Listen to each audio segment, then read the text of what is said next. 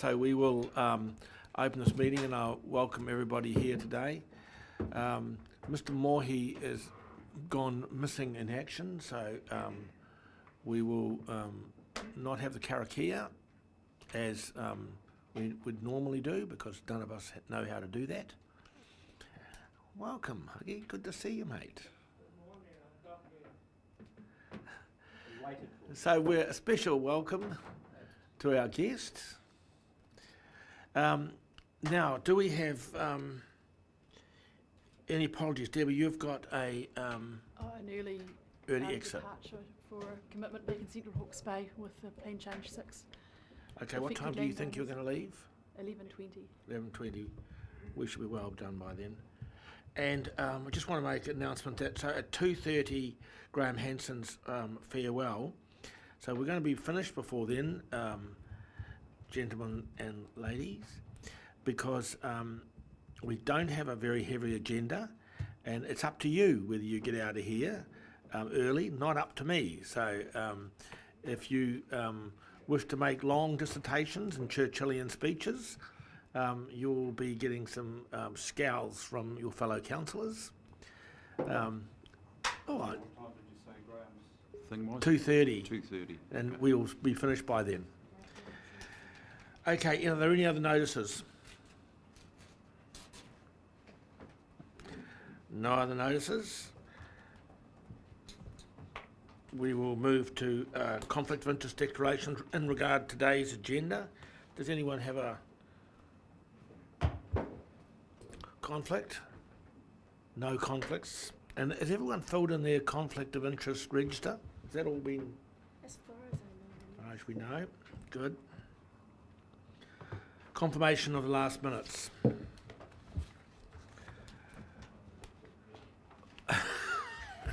For accuracy, has anybody got any points for accuracy? I'm ignoring Councillor Barker's comment. We will not be doing that.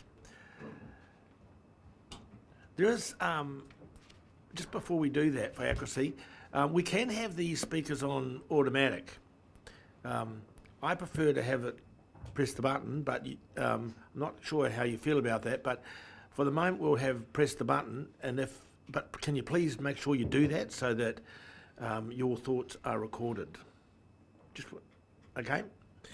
Right, for accuracy of the minutes. No points of accuracy.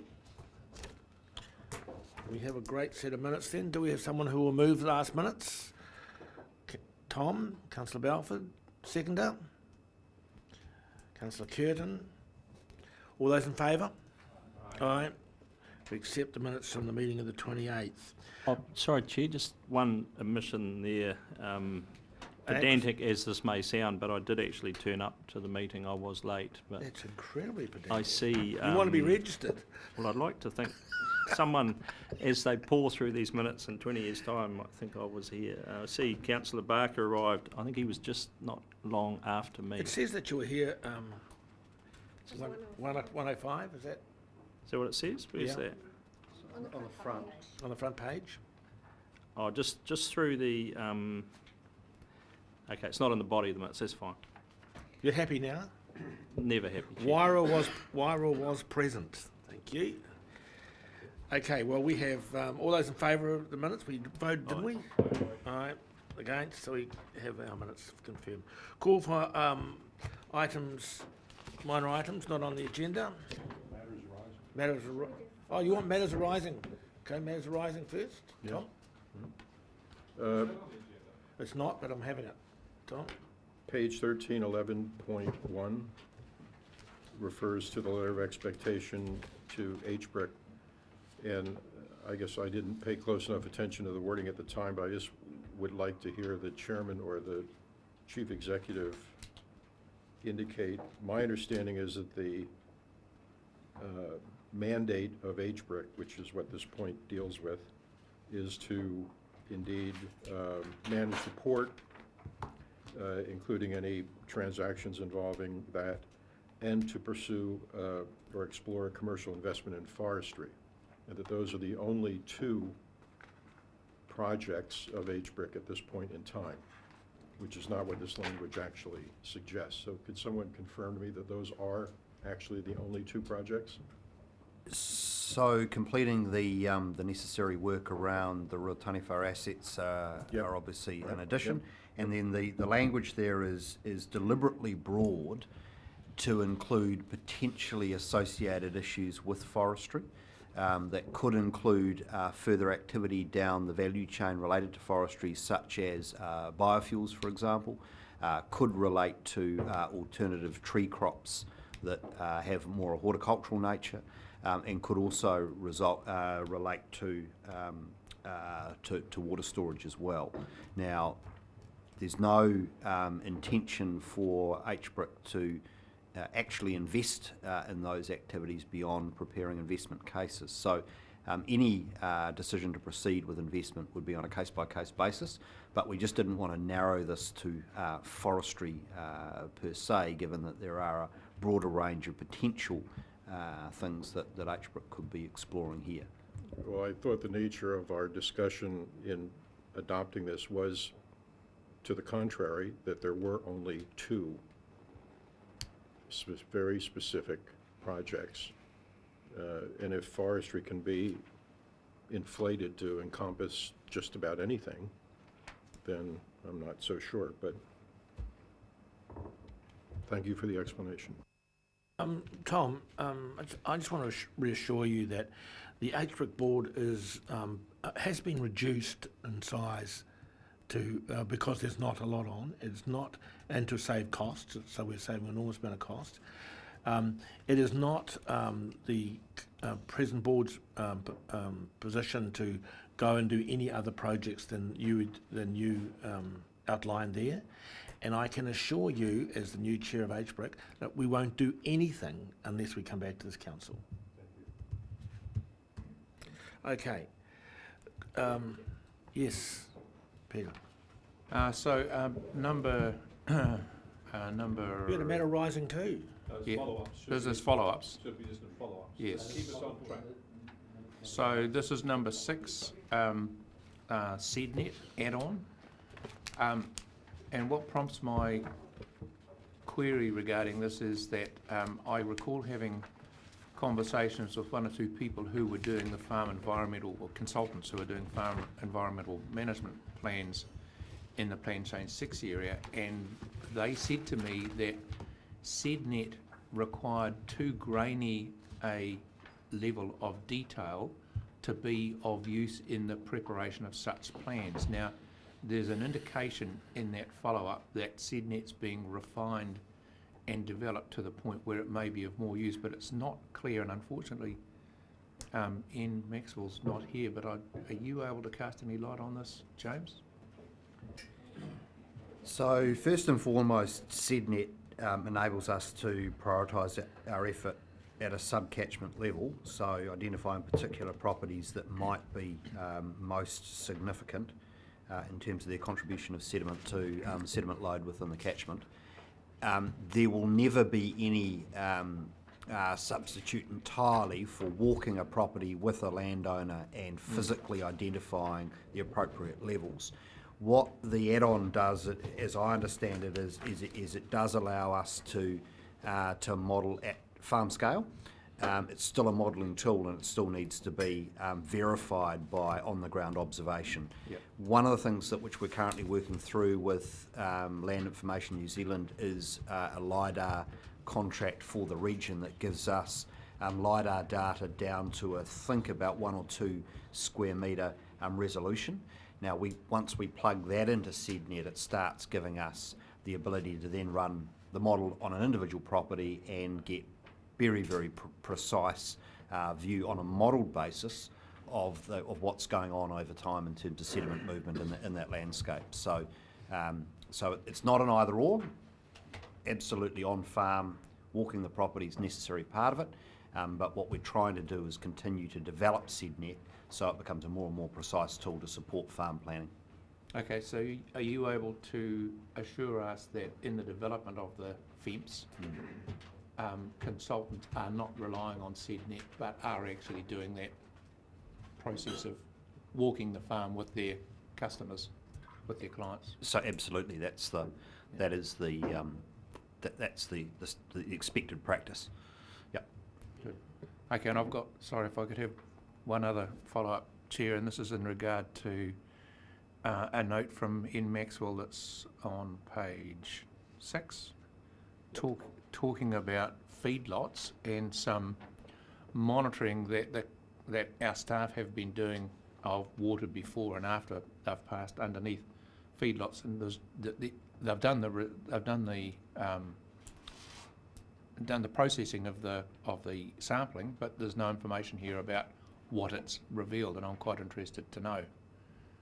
So if we could have a further follow-up to get that information. We'll put that as a follow-up action and bring it back. Yep.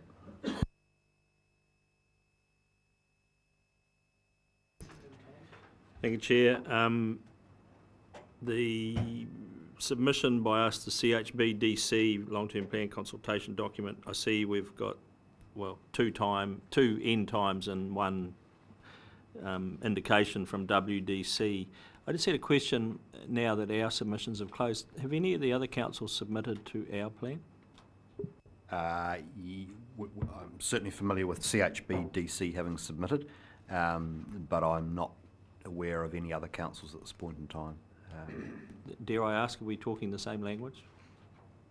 Yes, by and large. Meaning they asking us about the same issues we've asked them about? There's a common emphasis around water management. Yes. Yep. On page 7, the Information Act request, there's one related to WIRO, the AFCO. And at some point, could we just get an email or something? Where is that consent? When does it, what's the status? When does it expire? What's going on up there?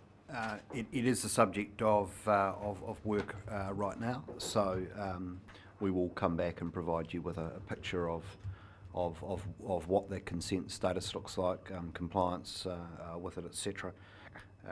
So it's a long-standing issue of concern to the Wairau community, and so it is, as I say, the subject of some focus right now. Are you aware, is there a expiration date impending, or is that, or? I couldn't off the top of my head tell you when their consents expire. It's next year. No, that's WDC, so I don't think AFCO's expires next year, but I might be wrong. Yep. Look. Yeah. Chair, could it be helpful? Could we just have the Chief Executive ask the appropriate staff member to draw up a brief report and email all councillors? That's extremely helpful. Thank you. Thank you, Mr. Chair. Now, I think this action may have arisen out of the RPC, but I had assumed it had found its way into a council action plan, and it's the Regional Resource Management Plan Review Action Plan. I'm aware it's in construction. Can the Chief Executive advise at which meeting it's likely to be reported on? So I believe the next Regional Planning Committee meeting, I did have it next week. Yeah, there is a paper on that. It goes to RPC? Correct. Yep. Do we have a mover to accept the, thank you, Councillor Barker, Belford. All those in favour, the recommendation? Aye, carried. Now we'll get to minor items on the agenda. Connecting Taira Whiti. Oh, gee.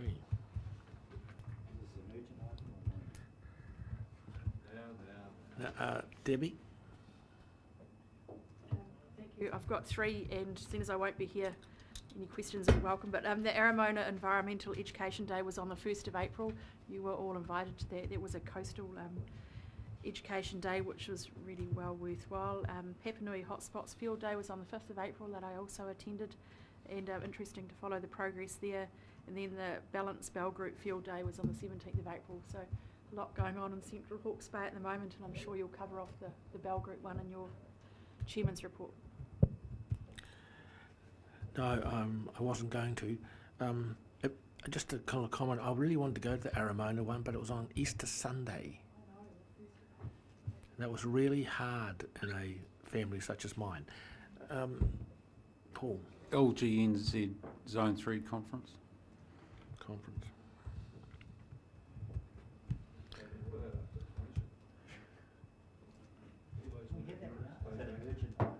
Any others? Oh, Gallon.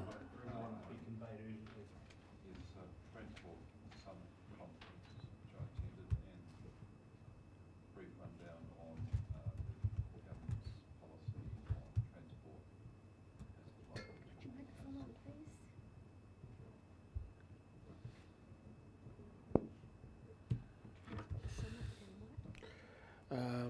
Government transport policy. Well, that'll keep us till lunch for sure. Okay. Okay. Right, so we move to decision items. Recommendations from the Environmental Services Committee. Tom? Well, I can take this as read, I assume. Omitted from this report, hopefully in the minutes, which are yet to be processed, we did deal initially in this meeting with the substitution of Councillor Bailey for Councillor Fenton. I won't comment any further on it since it's an item coming up as an agenda item here, but it is, I just do want to note that for some reason, the fact that we took that action, then retook the action unanimously doesn't even seem to be recorded in this particular set of recommendations, or whatever you want to call them. Anyway, more substantively, we did take our second pass at the enforcement policy. That reflected, I think, people felt that that was a step forward from version 1 to version 2, and I'm not sure there's any other concerns to be expressed about that, but we'll find out shortly, I guess. We had a discussion of the certificate of the whole business of recognizing and applauding individuals who make environmental contributions, and I think the only thing that's not captured in this little summary is that I think there was a consensus that this wasn't to preclude more informally the chairman from time to time acknowledging people less formally than this as the occasion warranted, and no one wanted to sort of chill that process while instituting this more formal one. And in terms of reports received, I think we've all been sent now the presentation that Tane Randall made, which is very useful to have on one's files, and wouldn't comment on anything else. So that's the report. Very, very disappointing that the chair of the Environmental and Services Committee didn't see fit to talk about whitepaint. So I'd note that an entity called the Aorangi Trust has filed a report in the last 48 hours with government saying that they are predicting that there will be no whitebait left in New Zealand within the next 15 years if we don't take action. So the problem we have with whitebait is not just a Hawke's Bay problem. So subsequent to that meeting, I've had some conversations with Andy Hicks, and we are devising some plans, hopefully, to do better monitoring of the whitebait populations here in Hawke's Bay. Just before I go to Rick, Joella from Puckypuck's done a huge amount of work on it. I've talked to her as well. Did you get the photos? I've talked to her as well, and I'm going to involve her in that process. Yeah, no, thanks. I really appreciate that. Rick? Of minor things, just in the process of Kaizen, constant incremental improvements. I note that the reports here have agrees that decisions are made not significant under recommendation 1. Then 2.1, we agrees the decisions not made is significant, and version 3.1 just seems to me to be triply redundant. Why can't we have reports that says if they're all in that category, just have that as one heading? I don't know why we've done that, just reading words for the sake of reading words. And the other point here is I'm just trying to get myself into, that's why I hate these bloody electronic things. And go to the enforcement policy, if I can talk about this now.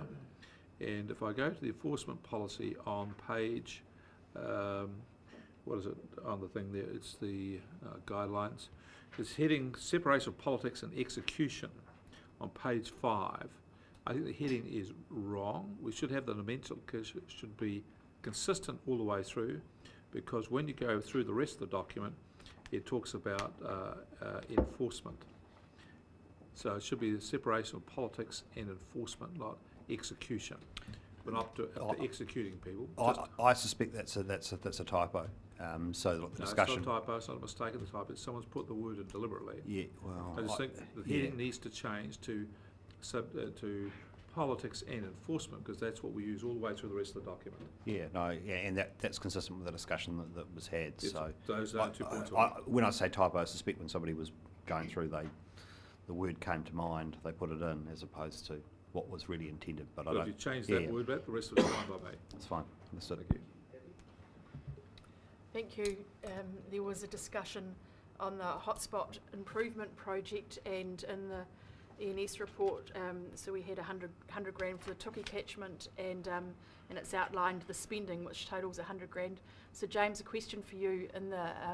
In the meeting, the long-term plan meeting in Central Hawke's Bay the other night, and there was clarification sought around what was happening with that money that was proposed to go to Lake Hartuma, and you assured the group that the money was still there and it was still available. So can you just clarify, it says it's spent in the ENS report and you said it wasn't, so how much is still available and what's the plan?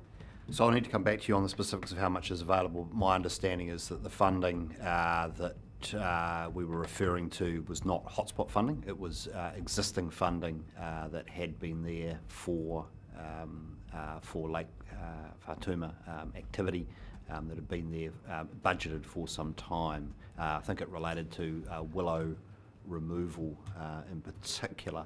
But the question was around the... So that funding is still available as I understand it, and I'll just need to come back to you with precisely how much, and the intention is still to proceed with that work at the point the Department of Conservation approves our ability to undertake the work. The question was quite specifically the last year's 10% rate increase, and what happened to that. So that has been spent in the Tuki catchment, and in the next financial year it will roll over, and there will be another 100,000 available for that hotspot. So yep. How can there be assurances made that that won't be diverted elsewhere without discussion? Well, it's elsewhere away from Lake Hartuma. Well, it will be always spent within the Tuki catchment. And when we consulted on it, at the time during the hotspots, it was for the Tuki catchment, including Lake Whatuma, and in relation to, I think, probably all of the hotspots. In fact, I know, in relation to all of the hotspots, there have been adjustments to budgets as the year's gone on in relation to factors outside of our control, but also as work has been undertaken, there's been overspends and underspends in various areas. So the budgets remain within the overall allocation for each catchment. They remain an ongoing management issue in terms of spending the money to greatest effect. And certainly, if you wish to be more involved in the management of that, as some other councillors are in relation to having an ambassadorial role in relation to that catchment, then there would be no problem with you being better sighted on those decisions to reallocate funds over time. I'm pretty clear on management versus governance, but I just don't want any surprises that that money's diverted elsewhere without us having a discussion. Yeah, so I seem to recall that there was visibility at this table of the fact that that we were making. In fact, I think we could go back and look at the reports over the last 12 months in relation to hotspot funding, and I thought it was reasonably clear that we were having to allocate outside of Whatuma those funds into some other projects which are still within the catchment.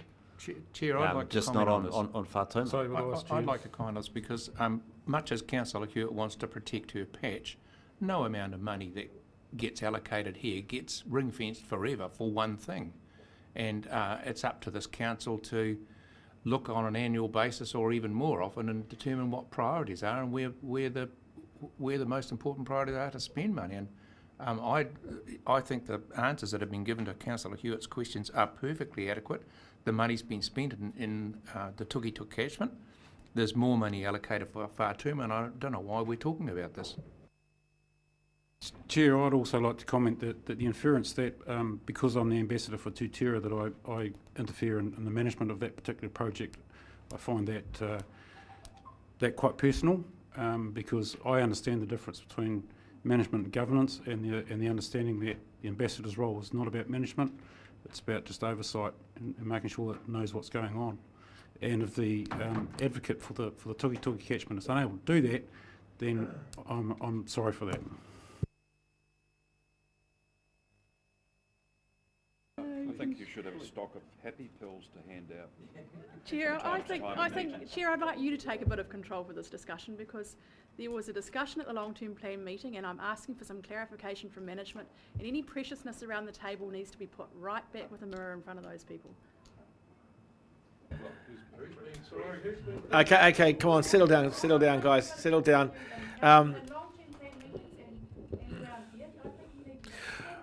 I'm sorry, Chair, but as far as I'm aware, Councillor Hewitt's only attended... Can we have some order, Paul? We have some order.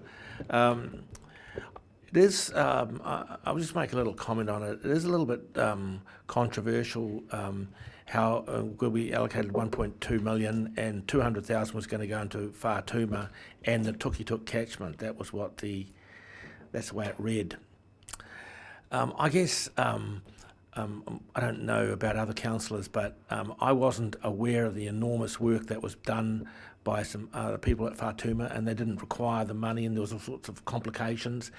And so the money is being spent on other issues around the Tuki catchment, not directly in Whātuma at this point in time. And I've talked to the chair of the Whātuma committee, and he's really happy about that. And you and I went to a field day where this money has been allocated, and it was at Takapau, and it was pretty good stuff being done there. And you went to another place where it's been done. So I think we are pretty happy that all parts of our catchments are being attended to within that fund, as not absolutely as some of us planned it, but in all fairness. You don't agree with that, and but I think that's my position. Anyway, we don't want to row on this too much. Fenton? So, two questions, Chair, through you to the CE. The Forest and Carbon presentation by Tane Randall. There was discussion on the day that we were going to submit together with them for the government fund. Is that happening, or how's that look? So we're currently in discussions with central government about this funding, and we're participating in a workshop in Wellington next Thursday with MPI officials around the design of the billion trees in the Provincial Growth Fund policy settings, because at this point in time the rules for the allocation of those funds haven't been defined. We are in parallel continuing discussions with a range of parties, including Ngāti Kahungunu Iwi Incorporated, around collaboration around accessing those funds and leveraging our own funds. We will get more clarity around where the Crown sits with this and what opportunities we have to bid in with potential co-investors over the next few months, and we will report back to the Council on those before there are any bids made, if you like, into that funding. And obviously a cornerstone of our funding is the long-term plan. And so until the long-term plan is signed off, we actually don't have any putia to put on the table. So, assuming we do get through that process and there is some putia to put on the table, is it possible to get a copy of the business plan behind the presentation that Tane Randall gave us that day, to give me some confidence that we should be co-investing with them? So we're not in receipt of any business plan from Ngāti Kahungunu. What we have, what Council has authorised as per the previous discussion on HBRIC's mandate, is the development of an investment case by HBRIC in relation to forestry activity, and that will include co-investment alongside tangata whenua and other parties, and leveraging Crown funding. So we will be developing a business case, or at least HBRIC will, and it's as the chairman has undertaken, it will come back to this table for consideration before any capital is invested to HBRIC to undertake those activities. I expect that to happen, but in the meantime, is it possible to see? There is no, we're not in receipt of There any is no business business case. Though there is a PowerPoint presentation which you Kahutia hasn't got a received. business case. We have not received a business case. Okay. I just want to clarify that. Everybody knows my personal objective is to enter into reforestation partnerships with tangata whenua at all levels. The business case hasn't been written on a piece of paper, but it is quite clear. We need to plant trees to stop the erosion which has occurred over the last 150 years. So if that's, it's not detailed in numbers, but I would suggest to you that it is a miles better business case than ever was put up for Ruataniwha. So, Absolutely rubbish. well, Chair. you and I will disagree on that point, but we're not going to not do reforestation because we don't have or go strategically Big down chunky that numbers, direction. Chair. I just want to see where the numbers fall. Simple. We haven't allocated any capital to it. Thank you, Mr. Chair.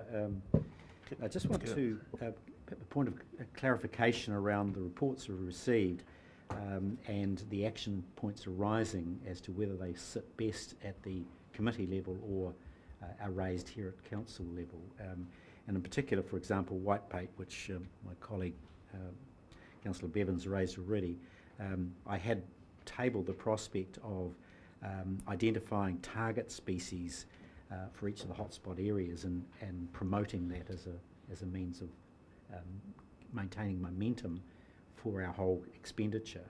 And ditto for the zero carbon thing. There's a report coming back for that. But what's the best way of approaching action items arising but wanting to see line of sight either at committee level or council level? Well, look, I think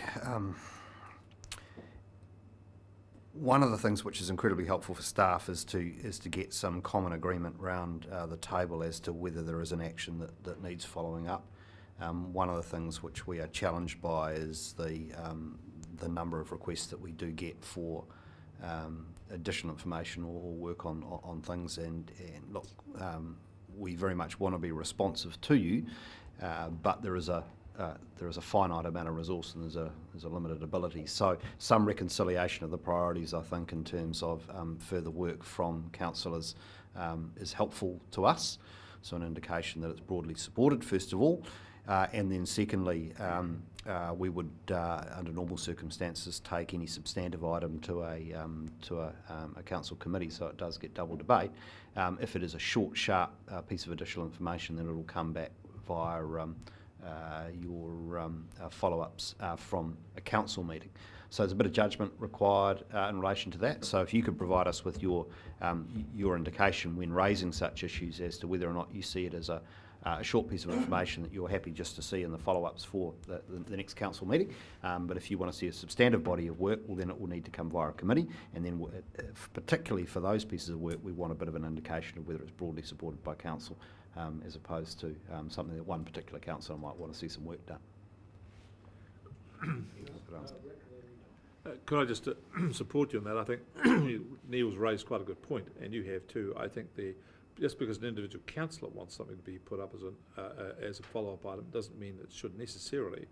I think it should be a decision of the chair, decision of the meeting indicated by the chair, who the chair would say, that's to be a follow-up item, and make sure it's recorded as such, to make sure that we've got it on the record, not just a conversation that goes past.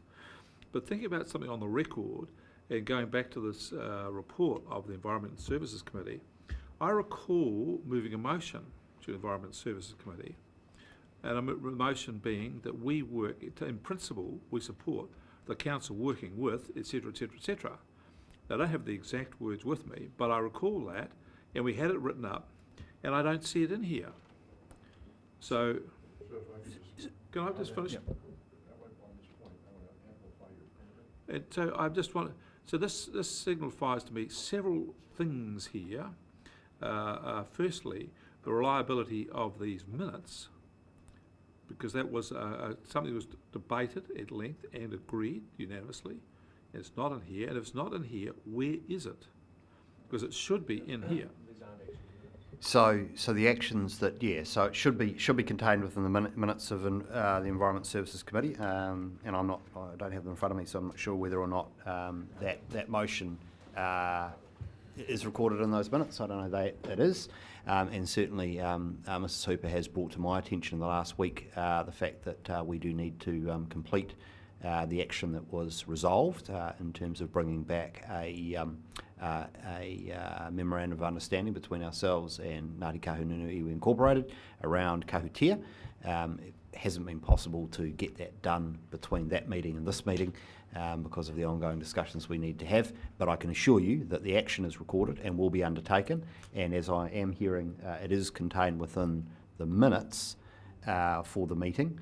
I guess one of the things that we're facing here is that we get the recommendations from the Environment Services Committee as a record of the substantive papers that are put up, not in relation to everything that might be resolved, and I think it's probably a reasonable expectation that these recommendations also include such resolutions, although I suspect it was a resolution of the committee as opposed to a resolution to recommend to council. And that's why it's not in here. So had it been, I want to go at this.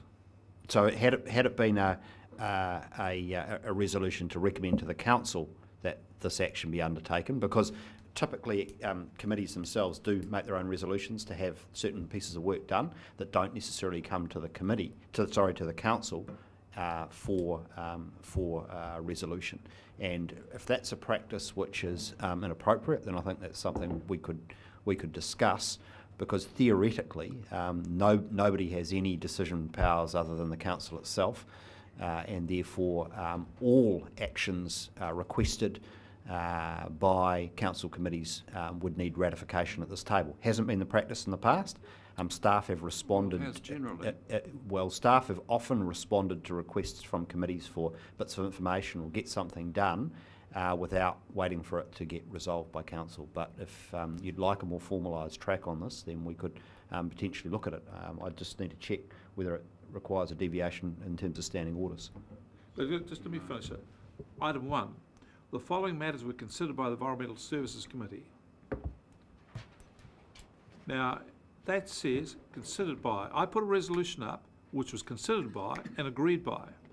Therefore, it should be noted on this list, in my view. To not note it on this list is a failure. It's not a report of the committee. Now, if we're going to have people who are writing the minutes be absolute pedants and say, because you didn't say this committee recommends to the council that, I will put that in every resolution thereafter, if that's what is required.